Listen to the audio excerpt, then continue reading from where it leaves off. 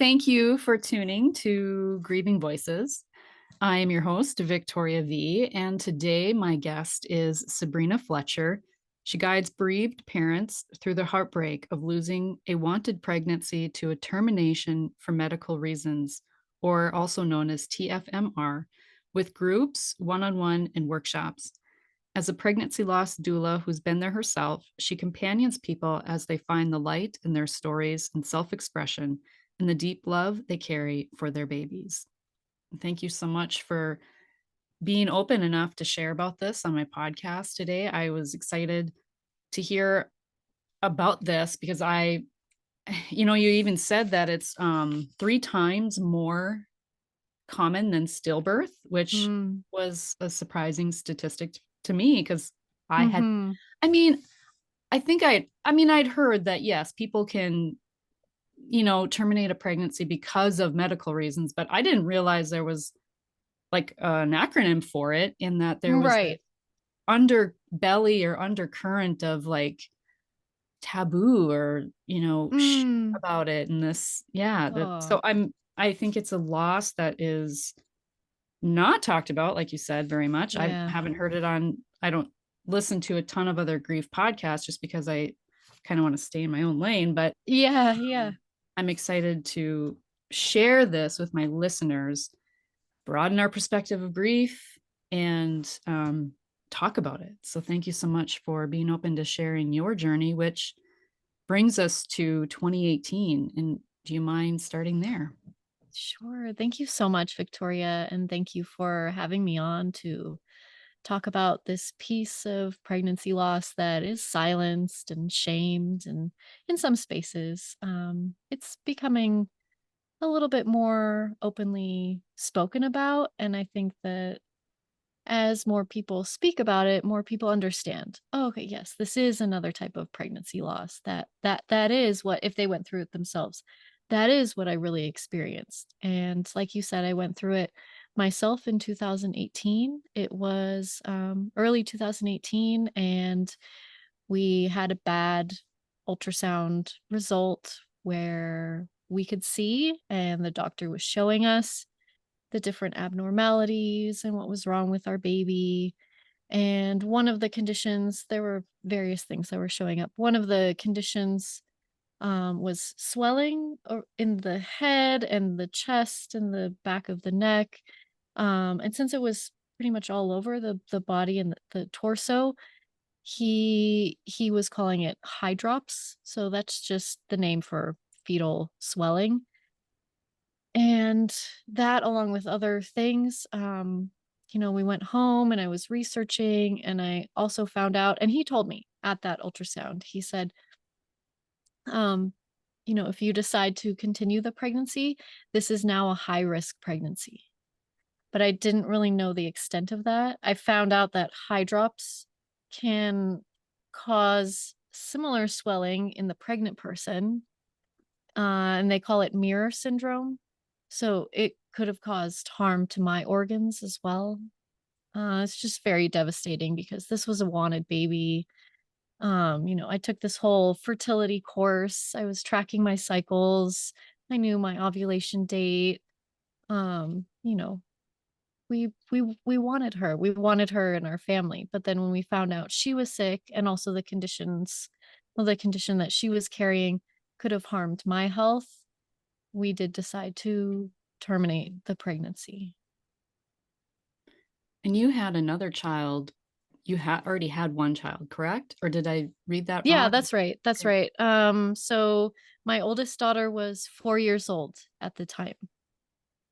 And so just a matter of, trying to put this in perspective for people listening, you still have to function on the day to day and care for a 4-year-old, Yeah, function. right? After receiving this news. And Mhm. how do you, what did those early days and weeks look like? And then how long did it take you to come, like, how long did you give yourself to Mm, come to that decision? And was your husband also on board mm, right out of the gate too? Because I can mm. see where maybe sometimes that could be a conflict for some relationships.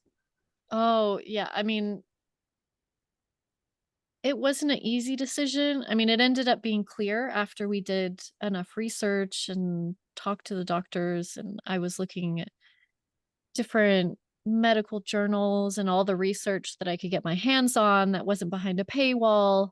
Because I'm not a medical researcher myself. I don't have all of those subscriptions. So what I could find and what I could see, and also finding other people's stories online, um, it led me to see that this is also a compassionate choice to decide to induce early, really, and help her pass peacefully instead of going to term, or possibly not even making it that far. And would she die in utero, or would we have to have some crazy?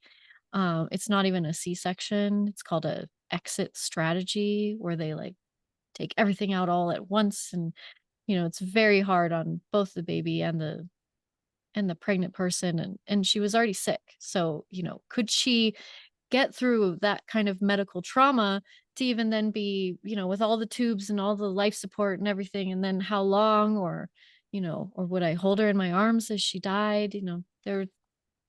There's really no right way to go about it. Because there are people in my community. I went on to become a pregnancy loss doula. I've always wanted to be a doula, but then when this happened to me, I realized, oh, this is the place in birth that I really want to focus on.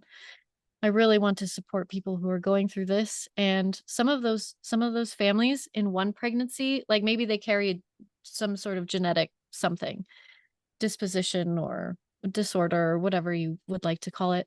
Um and maybe some of their children do carry it, or maybe they do bring some pregnancies to term, and their babies die in their arms, and then in another pregnancy they decide to terminate. There's no right way. It's just whatever feels best for you and your family in that moment, and that's how we made our decision. We just felt like that was the best for this baby, for my body, and the fact that we already had a living daughter that we were also taking care of. And there's also another grief story in our family. My husband lost his mom when he was about 6 years old. And so he was like, whoa, no, no, we cannot lose you. You have to be here for our older daughter. So that really became a big part of the decision as well. But it wasn't overnight. It took us a few days, but we were also up against a crunch. So, with the restrictive laws to have an abortion, no questions asked, we had a week. So we didn't really have that much time to decide. So we had to make this decision very quickly. Um, I do feel like there are pieces of my decision that were taken from me. I wasn't really given there wasn't enough time to get all the information that I would have liked to get. I would have liked to have an amniocentesis, but we were only 13 weeks along at that point, and you have to wait to 16, 18 weeks. Mm. And I did ask the doctor, when he was telling us all the bad news about an amniocentesis. It could have came back clear too. So that's the thing. Like, we were already seeing how sick she was, but, it is good to know all of the medical information before making, a drastic medical decision like this. So it's really very, very awful. I'm just thinking about like someone who's having to go through this and make this decision or decides to make this decision. And yet, when you often think about um, when we hear the word abortion, right, we hear Mm, the child is not, they don't want the child, right? It's for whatever reason, whatever the circumstances, like they choose that they're not, it's not a good time for them for whatever reason. We don't think that someone who's sitting in the waiting room is there because they really want the baby and mhm, there's a medical reason why they're there, or a yeah. circumstance like yourself. And I think that's a really that's a miscarriage of grief, and it also is for the person who is choosing that for themselves, because I'm like it or not, there is going to be grief there involved, Mhm. even if it's not, you know, felt the full weight of it in the moment, even years later. I have no doubts that there are women that experience grief for many years later. But Mhm. Mhm. Yeah, I definitely agree. And after going through this experience myself and having an abortion for reasons that were just so filled with love and compassion. And I'd never been through what I guess we could call a lifestyle abortion, but I kind of had those misconceptions too. It's like, oh, it just means they don't want this baby. Like this isn't a wanted baby. But I realized I think all of those decisions are made with the greatest amount of love and respect as well. It's like, I don't want this life for this child. There's still so much love in that decision. Or like, I can't do this to a child right now. Like that's so much love. So much love. And yes, you're right. Of course there will be grief there. Many people do experience grief with these decisions, whether it's for medical reasons, whether it's for lifestyle reasons. what do you wish would have been different about that experience? And what do you think needs to change in how women are supported Hmm. in the medical So setting in particular? yeah, yeah. So there are some people who I like to look to England. They have a pretty good system set up when it's going to be an abortion for medical reasons, for fetal anomaly or the pregnant person's health. They're earmarked in a certain direction and they end up going with bereavement midwives. So these are midwives who are grief informed, hopefully trauma informed. They, they see the family, they see the baby as a baby. They see it as palliative hospice care, which it really is. It's Mhm. it's end of life care for that baby or to help the mother or the pregnant person, not die. And they help people to get footprints or like make a scrapbook or they'll bring in a chaplain or they'll help you with the funeral arrangements. It's a death of a family member. And I think it's that piece that was missing in my experience because of the laws. um, I ended up going to an abortion clinic, which put me in the box of lifestyle abortion. So my husband was there with me and we had so many tears and we asked for a private room. They said, "Oh, no, we don't do that." So everything we were asking for these things that other people get in some places and in some hospitals worldwide, they will do this sort of bereavement care where they have a special room that's on another floor so you don't hear like the laboring women and then babies crying. So we didn't have that. We didn't have a special extra room. We didn't have a bereavement midwife. We didn't have someone informed in grief. We didn't have anyone saying, "I'm sorry for your loss." They're really very simple, compassionate things that I wish I would have had. The doctor who helped us did understand our whole situation and he did say, I'm so sorry for your loss. So that meant so much. It's just those few words, like really seeing us as bereaved parents. And I asked for footprints and he was able to get them.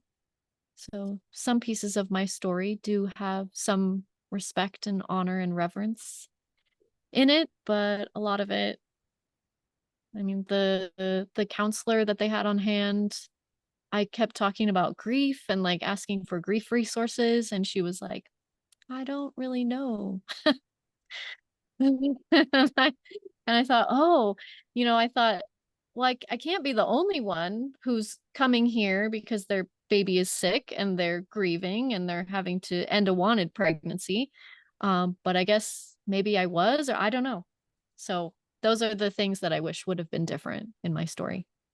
Well, you know now that you weren't because it's more common than three times Yes. more common than stillbirth. Amazing.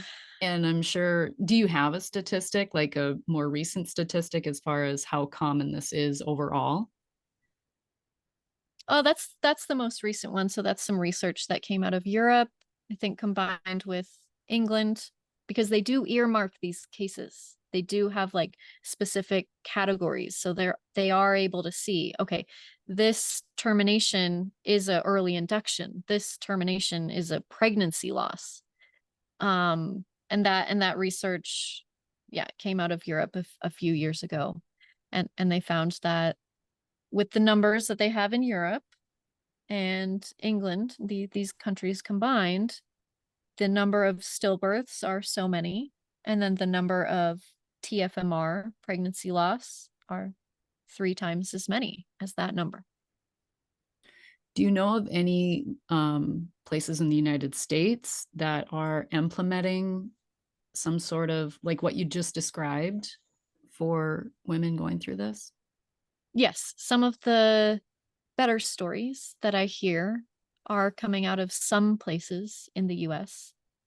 I've heard some really good stories out of Washington, D.C., and then other big hospitals across the nation, but they're the bigger hospitals, maybe who see more of these cases. And I think it's really prior patients like me Mhm. writing in or calling in or speaking up after and saying, why didn't this happen? Or I read this story and they got this kind of care, and why didn't we have that? And I really believe that that's why they get better care now. There's an organization called Death with Dignity or Dying with Dignity, Mm, one or the other. And but their whole goal is to push legislation across the country in the United States for basically to die with for people to have the ability to die with dignity. And there's a whole lot of things that go into that, but I can see something like that being applied in this manner mm, for the situation, like for legislation to be put into place that requires hospitals and medical care staff and maybe even perhaps, and I think it's almost going to take one like lone ranger to blaze the trail and create some sort of independent facility, and then how it can kind of snowball from there where mhm, women mhm, feel more supported in that decision, um, mhm. with all the things that you said that you wish would have been there for you. Yeah. And on that note, I mean, grief is the loss of hopes, dreams, and expectations, and anything that we wish would have been different, better, or more. And so, how did you and your husband together and independently kind of work through that loss? And your daughter. I mean, My at daughter. 4, she had an 4. awareness of, by the age of 3, we've already learned how to respond to most of life already by Mhm. 3. So, can you speak to that a little bit? So as a family, and her and my husband and myself, we all went on our unique grief journeys. Some of it was together. We had a memorial service for her, and my daughter was there. I wanted her to take part. I Mhm. wanted there to be, some sort of symbolic recognition that, yes, a family member died in our family, and this was your sibling, and it's okay to talk about it. It's okay to bring it up. It's okay to cry. It's okay to make art about it. It's okay to, like, she would draw. She made, I don't even know where this came from, like, instinctively she made these like stone funeral cairns, I think that's how you say it, where they like make these stone mounds, but they're and Mhm. and her so my husband's father died 2 weeks before our baby did Oh, wow. as well. So there was Wow. there was a lot of grief and death awareness happening for her that month and in the months to follow. So I remember she said, this is for abuelo, this is for grandfather. And she had made this stone cairn. And then she said, and this is for my sister. This is for Clara. And she had made kind of a smaller stone and brick structure. And she had placed them like right in front of both sides of our front door. Hmm. Hmm. Oh, I had a question and it escaped my mind. I was so like engrossed in your story. um, Well, I could share yes. my husband as well. Um, my husband, I saw him really throw himself into work. So he chose the like stay busy and also, life is really short. So I really want to provide for my family. I really want us to be okay. I see my wife really, really suffering physically and going through all this. So he would work late hours. He would listen to me when I wanted to talk about it. Um, but not as much talking, maybe more of just needing to stay busy. And for me, I think I did pretty much anything I could get my hands on. So, I remember looking for a postpartum doula, looking for a grief or some sort of pregnancy loss practitioner to help me through. I did some emails with one of them. I did hire a postpartum doula. um, they urged me to do all of my creative things or new creative things. So drawing, painting, well, some of those came later, maybe like a year or two later. But I did do some photography, or even just like mindless distracting things like puzzles or little phone games, and watching lighthearted TV to help with, those moments where it's just like, oh, I've been thinking about this all day and Hmm. just going over and over and over and over in my head about it. And no thoughts are going to fix these emotions. No thoughts are going to bring her back or help us go back in time and make sure that the egg and the sperm were the perfect quality and then she wasn't sick for whatever reason. I couldn't go back in time to fix those things. I had to feel just a little bit more okay in that moment. I did a lot of sitting in the grass with my shoes off, my feet in the grass, so grounding, just, and I would just sit there. And then sometimes I would do like meditative walking. But I was so angry.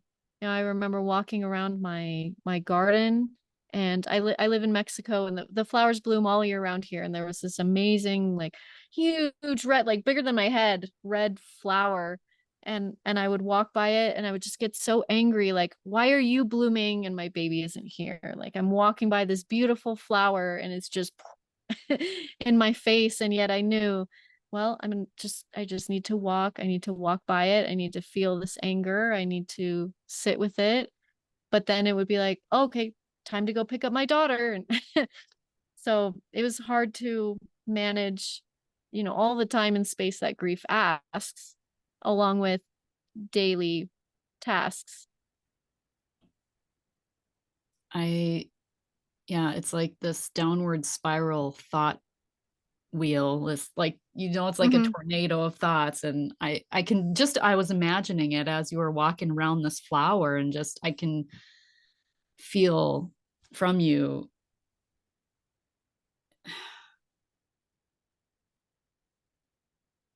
It's just so important for people to hear that in those moments, like how you were able to just allow yourself to feel the anger. And I think so many people just don't allow themselves to feel the anger because growing up you're taught that anger is wrong, it's bad. And Yeah. Even grief too, like push it yeah, down, go to work.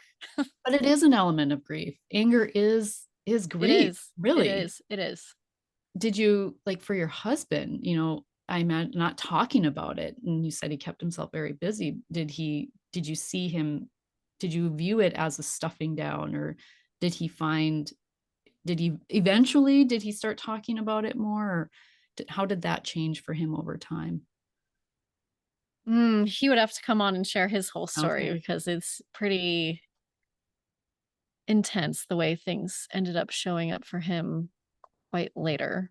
Um, but I guess I could say eventually he had some therapy, and I think that that helped.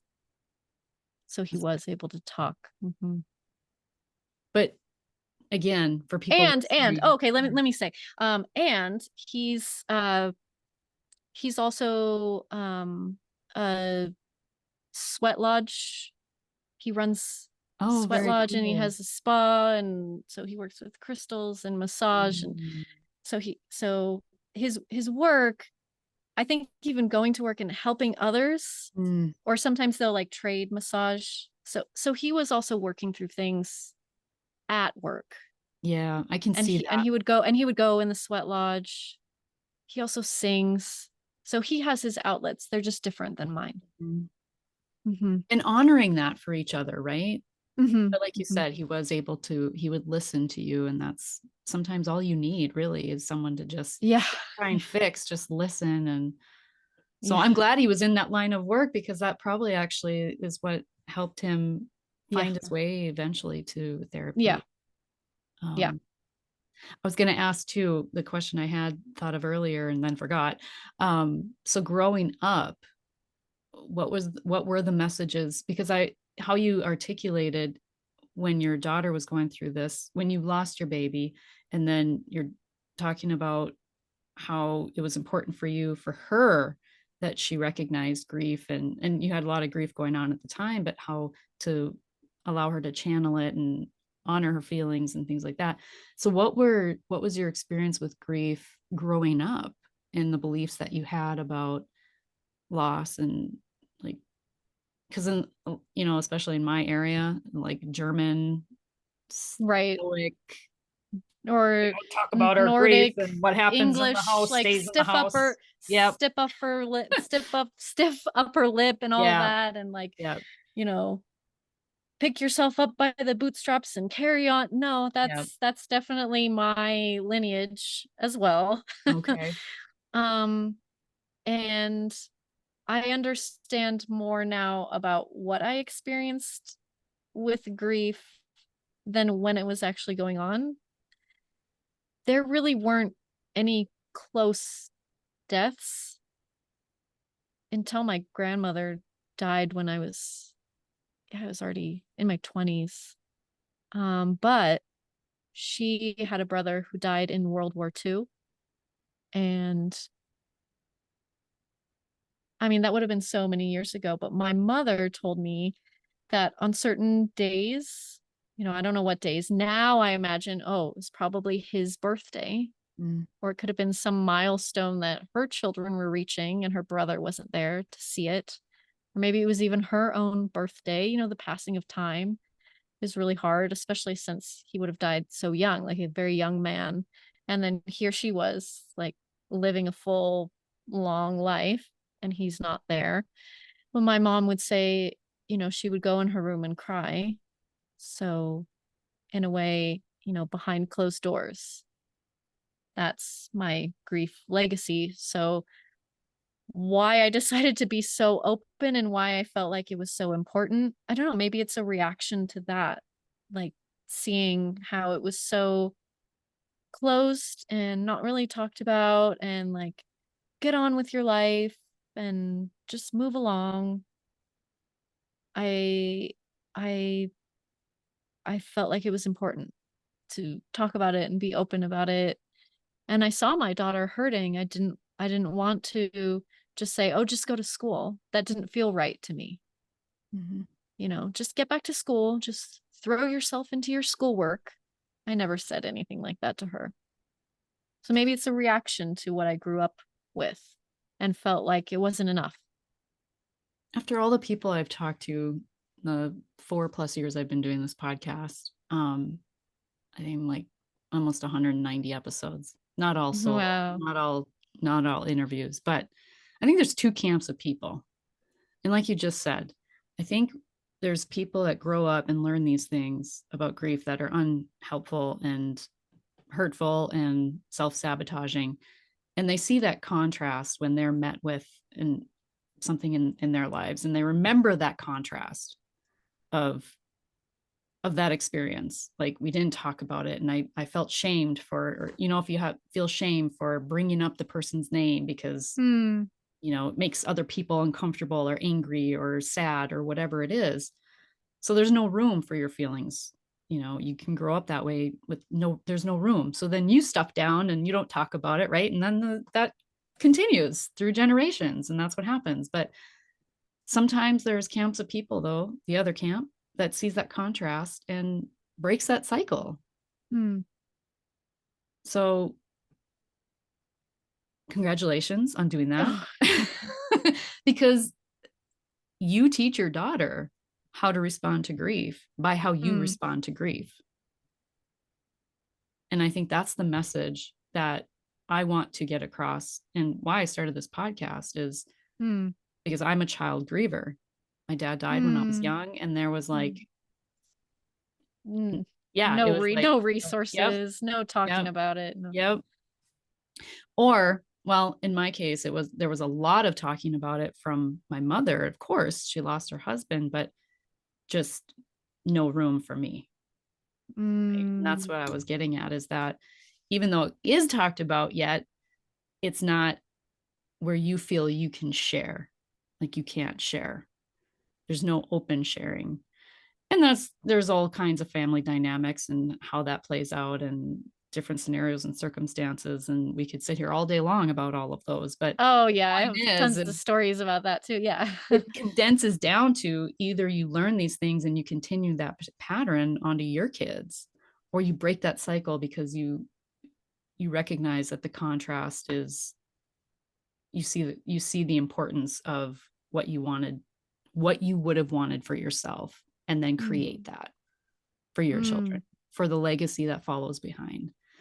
So I think that's a very important takeaway for people listening to this, who have children who are going through grieving experiences too, because like you said, she lost her sister too, even though yeah. she was 4 years old. And it's very easy for parents to assume that, oh, they're so little, they don't understand anyway. I was 8 and people were saying that. I see 8-year-olds No now way. and I'm like, wow, like, I don't know if I was that articulate or that I was that smart, but I would hope I was. Like, 8-year-olds understand. Come on, like, really? Yeah. And so do 4-year-olds. So Yeah. um, thank you for sharing and that as much as you did, because I think it's important for people to hear, no matter the loss. Oh, thank you. Thank you, Victoria. Yeah, I I even said to my daughter a couple days ago, I just said I really appreciate how, you know, how you opened up to me and what you shared about, your sadness and, when Clara, we named her Clara when Clara died and how we went through that together. And in the work that you're doing today, you can share that experience with people too, if they Mhm. have other children that are Mhm. experiencing that loss as the with along with the family unit. And so, um, how long have you, or when did you start doing the work that you're doing? Because the loss happened in 2018, but when did you finally feel ready to support others? Mm. So symbolically, I feel like I started while I was in the recovery chair. Mm, like many people do. After I had had my, I guess we could call it a DNC. Um, and I was like, where's my doula? Like, there's no one here saying, um, how are you feeling? Or I'm sitting here beside you. Can I hold your hand? Or would you like water? Something like that. Just those simple, caring things that we need, especially in very early grief. And with pregnancy loss, it's a grief through your body. Mm. So there's like the physical recovery that needs to happen. So I was thinking, where is she? And then I realized I'm going to be her. That's what I want to do. And then I also realized, and I need to go through my own healing process first so that I can fully show up for other people from a healed place. So it was mid 2020, the fall of 2020, by the time I created an Instagram account, the TFMR doula, and just started bringing people together, and we would talk in stories or in the comments and making connections with other pregnancy loss spaces. And then I created a Facebook group for us to go a little bit deeper and have more conversations in a place where no one else is coming in and being like, well, I wouldn't have made that choice. It's like, Mm, thank you, that's unhelpful. mhm, Just like um people who their loved one has died by suicide, they deserve to have a special space there because there's certain layers that only they will be going through. Or if they've been a long-term caregiver for Alzheimer's or cancer or something, and then their loved one dies, they have all that anticipatory grief years to talk about, and being in groups where people just understand the hardships and the things that other people say to you when you're going through all of this. It's good to have those specific places for people who have been through it with other people who have been through. I mean, I can't say exactly all of our cases are unique, but yeah, exactly that type of loss. mhm. And that was like during COVID had It just was. started. So how did it that like, I mean, it there's grief in was. that too. Like you just Oh, put so this much. thing. I know. I started my business doing grief work and stuff 2019, early Mm, 2019. And I gained so much momentum and I was doing in-person talks and things like that and doing in-person oh, groups. And then COVID hit and it's like, but that's when I took, the opportunity to just get a lot more training and certifications online and just build my toolbox. And so that's what I did during that time. But how did you kind of deal with that? Because there's this thing you just birthed out and then it's like, oh, ugh. I mean, no pun I intended. That was a terrible pun. Like that. I'm oh, sorry. oh I gosh, no, just I didn't got even notice that. that. But yeah, no, but it's a birth, right? It's It is. It's mother. yeah, Ugh. it's birth from love, right? Because you birthed It it out is. of It your is. experience. So It is. It is. yeah. It is. And so I was unable to do the in-person pregnancy loss doula work that I wanted to. I really wanted to be the sit by your side in that recovery chair and hold your hand and say, yeah, it's okay to cry because you're a bereaved mother, and all the things that I needed to hear. And I also knew that I wanted to do the bulk of my support services online. So I already knew that I wanted most of it to be virtual, like the big community aspect of it. I always had in mind that it was going to be virtual. So when everything went virtual, uh it helped in a way because then other people were open to receiving Mhm. support in virtual ways. That's true. Yeah, that's a good point. Yeah, But and I that think was it that was my specific situation where I always knew I wanted, most of it to be virtual so that we can meet internationally right, it's more online. accessible, right? And Mm-hmm. that's the thing that I think that came out of COVID is that so many of these resources that exist today are because they're virtual and people are more open to that because that is the way of the world now. Mm-hmm. So Mm-hmm. there's more availability, but there's also, like you said, more buy-in where people are more apt to give it a chance and see if it'll Yeah. work for them. Yeah. So when I started doing live workshops or like little support groups and it was on Zoom, I knew that people already had that program at least. Mhm. They were familiar with it. So I could just say Zoom. I didn't need to explain what it was Right. because before 2020, anything that was online, if you weren't already like an online entrepreneur or something, you didn't know all of these programs and the terms and the things. But now we've all been educated on doing it all online, which it can get exhausting too in some sense. And now that, you know, COVID is not at its height, we do want to do in-person annual retreats as well, because it is important to meet. It is important to get those hugs. It is Mhm. important to, see people face to face. And I want to have those experiences too, where we can really see I'm really not alone in this. Here's another flesh and blood person who has made this choice, who loves their baby deeply, who is grieving just as deeply as I am. And here we are sitting together. And in Mexico. I mean, Yes, I mean, beautiful great. So location. come and get some sun. Warm, Come and there's right? beaches. Yeah, we may end up doing the next one in the US though, because a lot of my community members are in the US. So, what were some of the ways? I mean, I know that there was a lot that wasn't there for you, but what were some of the ways that other people supported you that you found helpful, most helpful during that time? And either for your daughter or for your husband or for yourself or as a family, like what would you share with people? For myself, the biggest resource, the most helpful resource was a another Facebook group. Oh, And they were the inspiration for me creating my own as well. And they're still functioning. They're a great community. They're called Ending a Wanted Pregnancy. I think it's just endingawantedpregnancy.com.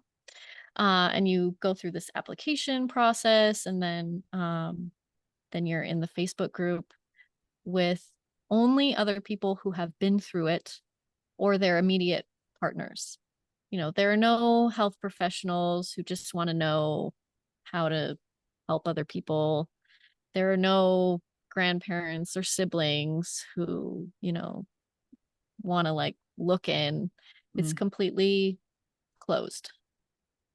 And so, because I knew that that community was so highly screened and closed, and I think even secret, Um, so at that time, Facebook had secret groups. They've changed their settings. It's something else. I mean, it still kind of exists in that way, mhm, where no one else on your friend list can see that you're in this group. No one else can even like search for it and see like who the members are. It's unsearchable. It's secret.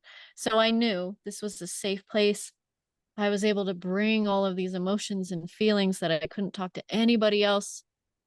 I had a place to bring it to, and I could read what other people were feeling and thinking and going through and struggling with, and ways that they were honoring their babies, and how they were taking part in broad pregnancy loss spaces as well.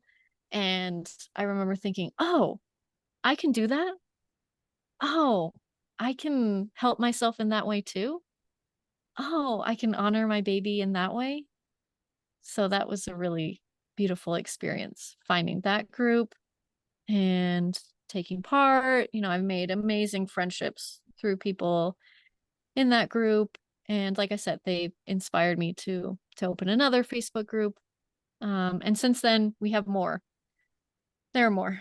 I mean, not that many, maybe like a dozen, but more than at the time when I went through it. It was basically just that group and maybe some anonymous forum that was visible to the public on Baby Center at that time. Now people tend to go to Reddit for that sort of anonymous experience, which has its place too. do you mind sharing your Facebook page, what it's called? Is it searchable or is yours also private and Well, strict? mine is searchable, but it's closed. No one can see that you're in it. Mhm. But I do also do an application process. So it's on my website, the tfmrdoula.com/Facebook group, all one word. And I will put the link to that in the show notes as well. Thank you. Uh, Yeah, it's a wonderful space, and it's a community space. I started it, I run it, I facilitate the space for people to come and share their stories and give and get support and ask the questions that they can't ask anywhere else, because other people just say, "Oh, well, just just be grateful that you have 2 other living kids. Mm. Or like, you'll get pregnant again. It's like, what? Like, can you imagine? Well, you'll get married again. Or like, you still have your mom, you don't need your dad. Like, okay. The things that people say. Without thinking, really. I mean, like if you say it back to them, like, I mean, just let me say that back to you out loud so you can hear it. Mm, Does that sound okay? mm, I mean, what about that sounds okay? It's almost like, mm, I just developed a pet loss program, and mm. it's not launched yet, but it's it's like people so commonly, especially with pets, like you can just get another pet. And it's like, okay, so Well, yeah, you can, and it's not that pet that you right. It's like people don't say that to like when your mom dies, right? Well, you can just get another right? mom. You Just get can't just another get another mom. mom. I mean, Just get another one. Okay. it's one of the myths of grief is replace the loss. And Mm, it's one of those things we all learn to do, right? We learn how to acquire things and people, not what to do when we lose them, you know. oh, that's a really good quote, Victoria. It is. It is. There was something on here I was going to ask you on one of your Sure. form. Um,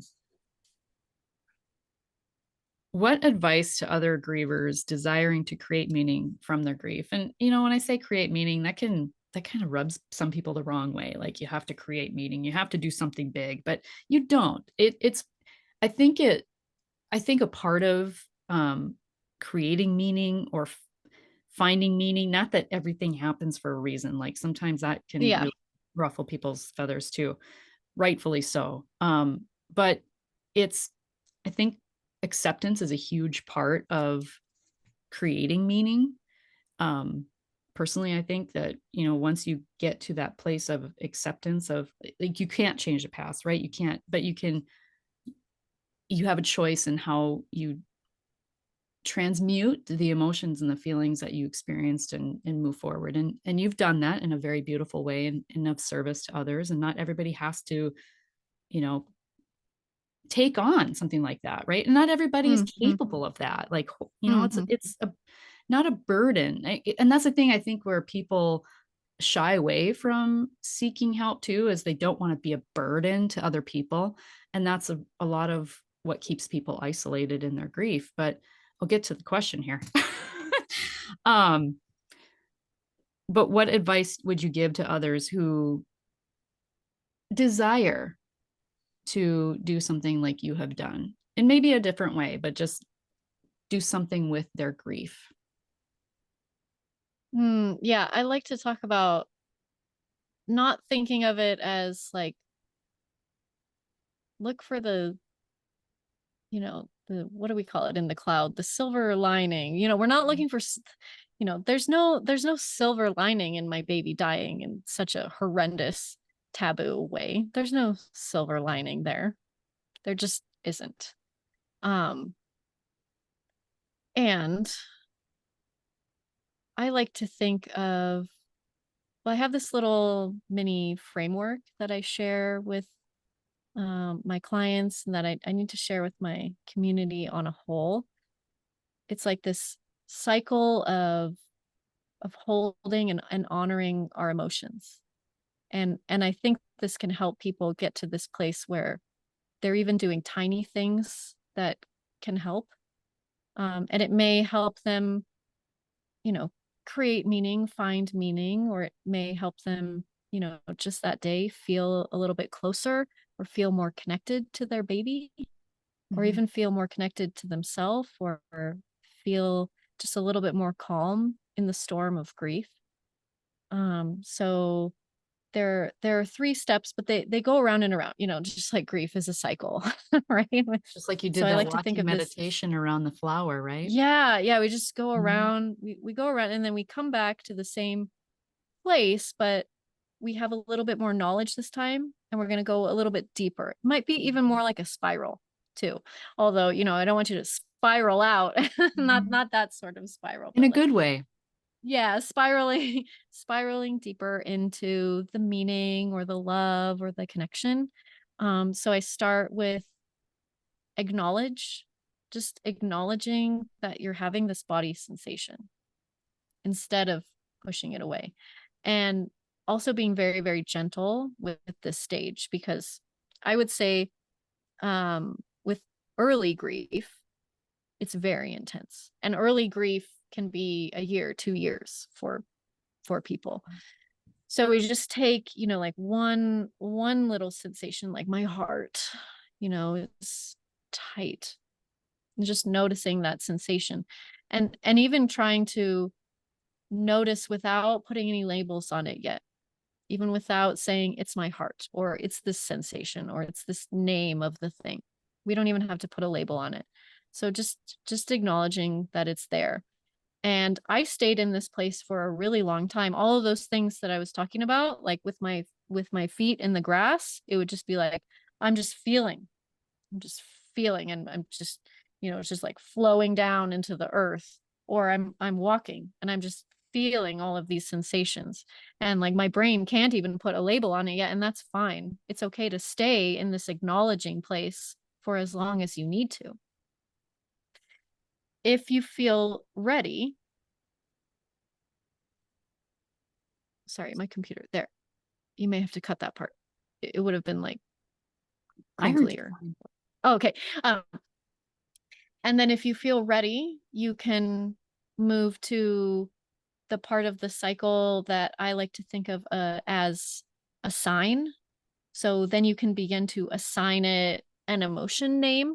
So, like I said, like anger, is feeling so angry at the world and life and, even Mother Nature for screwing up my, somewhere in the genetics or the creation or the way that she was forming, or maybe, there's something wrong with my own uterus or whatever. I was just so angry at all of those things and just like feeling the anger. And it's okay to label it like anger. I'm feeling the anger. I'm actually feeling this emotion. And then if that feels okay, if you'd like to move to the next part of the cycle, I think of this part as so we went a sign, now we're at a line. And you can align in different ways. This is going to be unique. This is going to be your own self-care that works for you, whatever you need in that moment, or maybe the first tiny step for something bigger that you want to do. A lot of people do advocacy in TFMR, like they want to write a letter to their representative and tell their story and say, the laws really hurt me and my family and my baby in this way, and this is what I went through. So maybe when you get to a line, maybe it's like, okay, I'm going to take out a piece of paper, or I'm going to open a blank document on my computer and give it a name, letter to my representative. That could be your align. So it's doing something for the sensations and the emotions that you're having. And then we're going to transmute. I like to think of transmutation and transformation more than finding meaning, because we're taking these sensations and emotions, and then you can do something with them. Emotion, it's movement. It wants to move. It wants to move through you. It wants to move through and even out of you. But we were never taught how. At least I was never taught how. I had to, figure it out on my own through doing it and through, being in a relationship with my husband and like seeing my own daughter's grief, and then being in these grief communities and being in these TFMR communities and talking to other pregnancy loss parents and seeing the ways that they were aligning. Sometimes I would only see that part of their cycle, because that can be outward, it can be inward. So maybe I was seeing how they were aligning in a way in their life. And then once we align a little bit, then maybe new sensations come about in the body. And so that's why it's a cycle. So then you can begin to acknowledge those sensations or those feelings as well. And you can go through the cycle as, we'll go through it an infinite amount of times in our lifetime, if we're lucky, if we get the time, if we get the chance to do it. And the key thing you said there is connecting with ourselves and our Mm, emotions and our body, because it is what you went through and what other women go through in this mm, experience is very much a body experience. yeah. So it's connecting back to the body to heal the body from within out. Mhm. I'm curious if, because of the work your husband does, if you utilize some of those things and have considered, or maybe you've already done this, where you've had brought in women who have experienced this into his place of where he works and to experience these tools that he has to help women connect with themselves in that way. Oh, it's definitely going to be a part of the Oh, live okay. retreats All for right. sure. For sure. And I've been thinking about, well, since I set everything up virtually, I Mm-hmm. just continue to do everything virtually. Right. I don't have a local group yet, but there is a midwife in town who would like me to run a group, and I would definitely invite them. Um, after 6 weeks or after a few months of coming to these circles, maybe we'll do a quarterly sweat lodge experience. And my husband actually gets a lot of people who come to him, maybe not right after a loss, but in that time you'll understand the time period, about 3 or 4 months out or like a year out, Mm-hmm. Yep. with a big loss or life transitions. And then they go and they want to really mark that transition with a ritual, which is something that the sweat lodge can help you do, or take partaking in a sweat. Very cool. I think you've got a lot of amazing things brewing, and I'm excited to see what comes of it for you. Thank I you. am curious, did you have any more children? Yes, Okay. I was able to get pregnant again after my loss, and I would say that pregnancy is really was the second hardest thing that I've done in my life after, going through the termination, after going through losing my baby. That's why I asked, because it's like when people want to replace a dog, right? It's like, how do you know you're ready? And people often just don't even think about that. They just replace the dog, and you're not replacing the loss by having another child. That's not what I'm saying. Um, Although people can have that perception, right? Like you want to feel better, so you can just have another child, right? That's what You can people just have say. it. You can Yeah, just the people say that. People say yeah, that. you can have more kids. Can you Not speak to everyone that? can. Right, Yeah. exactly, exactly. And then when they say that, they're making the assumption that yes, you can too. Mhm. Mhm. Um, Mhm. can you speak to that a little bit? Mm. Like, how did you Um, know? Like, or how did you come to that? And well, I think of the loss of my baby as the primary loss, the primary death. mhm, There are also other things that were lost. So I lost this vision of having two children in my family. I lost this, the hopes and desires to have my oldest daughter not be a only child. I wanted to have, more than one kid. I wanted to have two or three. I guess I do have three now in a way. But two living and then the one that died. And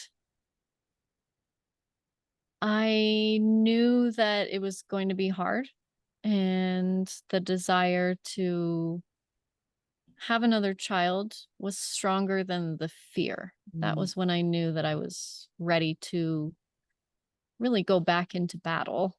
Um, Most people who go through a termination for medical reasons do develop like full blown PTSD. It's like going to war. And so if you think of it like we're warriors who have been to this battle or war and lost, now we're being asked to go right back to the same battlefield. It's the same sensations. Maybe you pull out the same, pregnancy pants. maybe it's even like the same season. Some people, just the dates like all line up, and they're going to their 12-week scan on March 12th again the next year. Mhm. So they're very crazy feelings that you go through, because you're going through it again. And then the anger too, you feel I remember being very angry throughout the first trimester, and thinking, I feel so tired. I feel like crap. I feel like I'm going to throw up all the time. I already went through this. Why do I have to go through this again? And of course, I was so thrilled to be pregnant again, and to hopefully, have a baby, have another sibling, and to hopefully have those experiences that I was dreaming of. To have two kids, or more than two kids, and to have like a bigger family. I mean, it's not a big family to have two kids, but bigger than just parenting one. And I I mean, I had an EMDR therapist, I had my acupuncturist, I had different doctors, I had the high risk doctor that I was going to. I had the same doula that my postpartum doula then became my doula through that pregnancy. um in the pregnancy loss spaces, I found like specific monthly threads or places where people were talking about being pregnant again after loss, or even more specifically being pregnant again after TFMR. I had a really good friend who we would check in every day. We were like, I don't know, our dates like lined up. We were already in contact, and then we were both trying to conceive, and then we like both got pregnant probably on like the same day. And so, it's like, here we are in week 1, now we're in week 2. We checked in every single day with each other. And it would just be in the morning, I'd be like, "Oh my gosh, I'm so scared." Da, da, da, da. And I would open, my messenger app or whatever, and there's her message saying the same thing. So Mhm. I didn't feel so alone. Mhm. That was how I got through that pregnancy. With a lot of I support, it sounds like. A lot. I needed a lot of support. I needed all of it, and I really pulled on all of it. And um it was really hard on my husband too. We were scared every single day that we would lose her too. And what's her name? Her name is Aya. Oh, that's beautiful. Thank you. It's like that what you said, it's holding on to the both, and it's Uh-huh. both the feelings of fear and excitement at the same time, and joy, right? It's the both, and like it's like holding the feelings and the reality at the same time. Mhm. And that's a tricky thing to do. And so Mhm. I thank you for sharing that Mhm. aspect of your story, because I think it'll be helpful for people who are going through that. Yeah, and I have a monthly thread in my Facebook group too, and I started a monthly live Zoom for us as well. Awesome. Mhm. 'Cause I remember how hard it was. I mean, she's 4 now, and still, even around her birthday, I start thinking about, everything that we went through just to get to that point. On your form, there's a question I ask. Um, I don't know if you remember what you answered, but I want to share it if you don't remember. But what would you like to scream to the world, in the past or recently, and wish people knew about your grief? Did I write TFMR is pregnancy loss, TFMR Yes. is pregnancy loss? Yeah. Yes. Yeah. And then you added something else. You said, treat me Oh, I gently. don't read it. Can you read it? Yeah, treat me gently as you would any grieving parent. Oh, that's it. That's the one. I thought that was beautiful. And so I think it's a great place to um, tie this episode up with a bow for people. Mm, Um, Grief is grief, no matter the circumstance. And we all grieve at 100%. So treat each other gently. So wonderful. thank you Thank so you much so for much. sharing. Is there anything Thank else you you. would like to share, though, that you didn't get to? I think I shared what was on my heart today. And maybe one more thing, just if you're going through this, or if you've been through this, and you're just finding the acronym, and you're just finding these places, or you're still looking for support around this type of pregnancy loss, just know that it is out there. Um and I know it's really hard, like the onus is on the grieving person to go out and find support in a time where you're just so exhausted.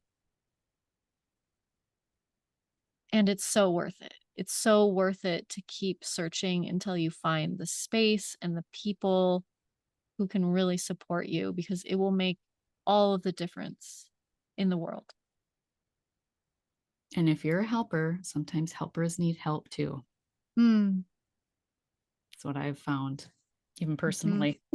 Oh, yeah. No, I have a lot of therapists, teachers, nurses in my community. Mhm.